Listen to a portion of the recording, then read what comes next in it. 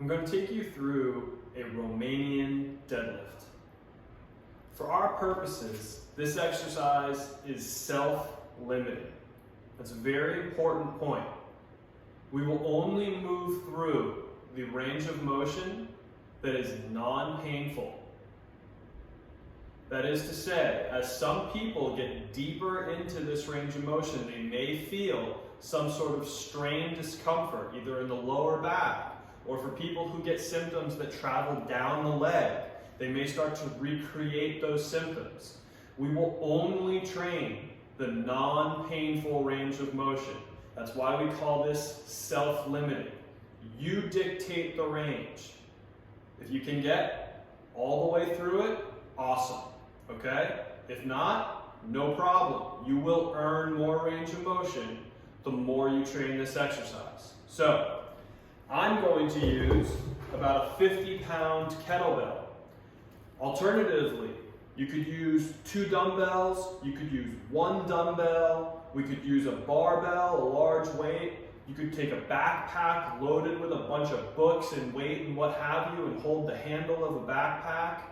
Effectively, we just need something in both hands held in front of the body. We're going to start in a tall position. I'm going to turn perpendicular to the camera. A Romanian deadlift done through a full range of motion looks like this.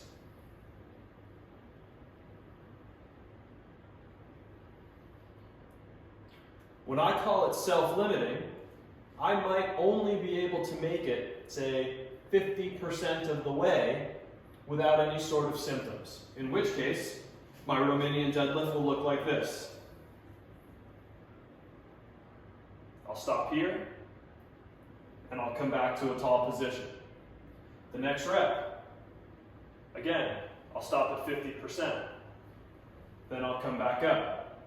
What may happen is that either through the course of one set or through the course of multiple sets, the non-painful range of motion may increase. That's great.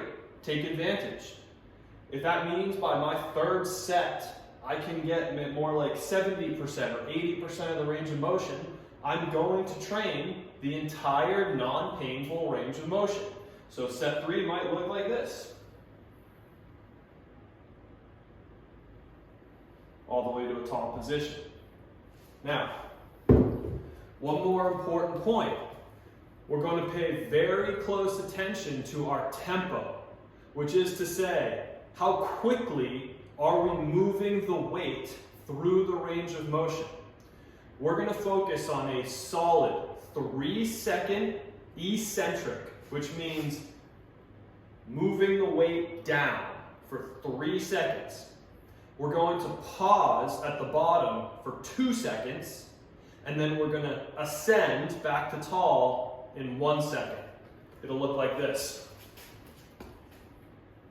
1, 2, 3, 1, 2, 1.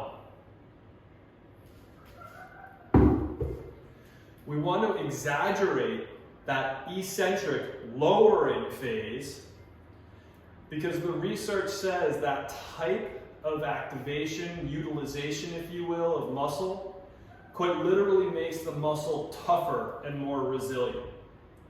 Also, the more time we spend under the load of the weight facilitates a greater adaptation potential for both the connective tissue that we're training, as well as influences the way the brain perceives the body as it moves a weight through that range of motion.